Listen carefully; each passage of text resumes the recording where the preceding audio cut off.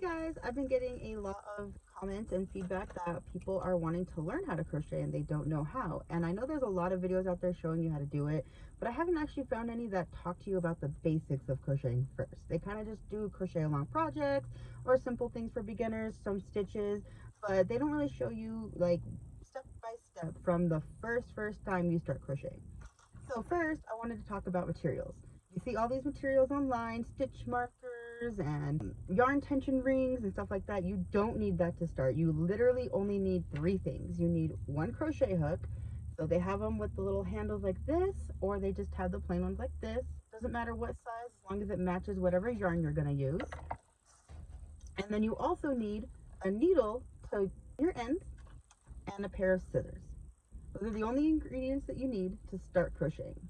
Another thing to keep in mind when you first start crocheting is that you're going to want to start with a lighter colored yarn. The darker colors are a little bit harder to work with because you can't see your stitches that you're working on. So I suggest doing like a red, an orange.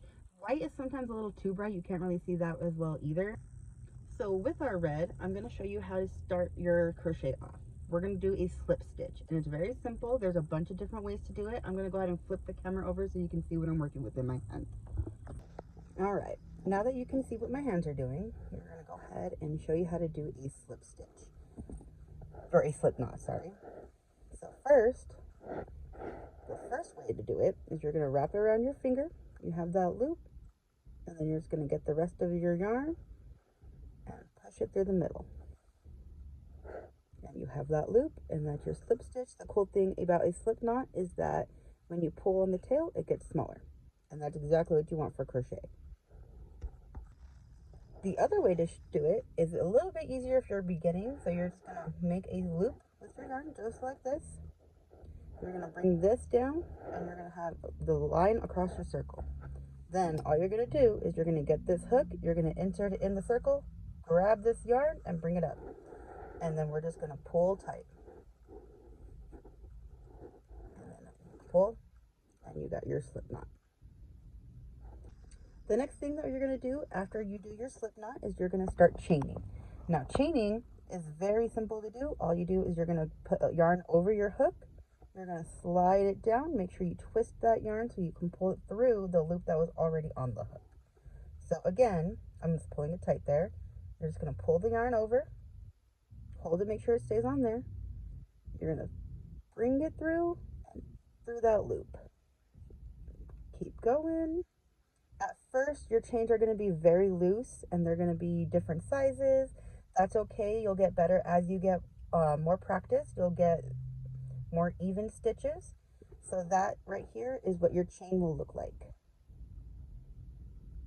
Let me do a couple looser stitches so you can see it a little better. So this one I'm just going to do very loosely, and you can see the difference in the sizes there. So the ones up here are a lot looser and easier to see than the ones down here that are a lot tighter. Most projects are worked in the beginning with a chain. You normally chain the length of whatever you're making or the width. So you're going to want to be very comfortable with chaining. So just keep practicing. You're just going to keep pulling that yarn through the hook.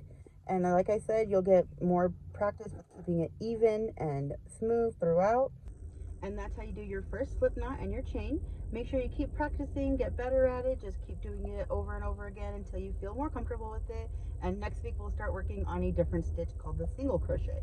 I'll see you then. Thank you again for liking this video and following along for more crochet crafts.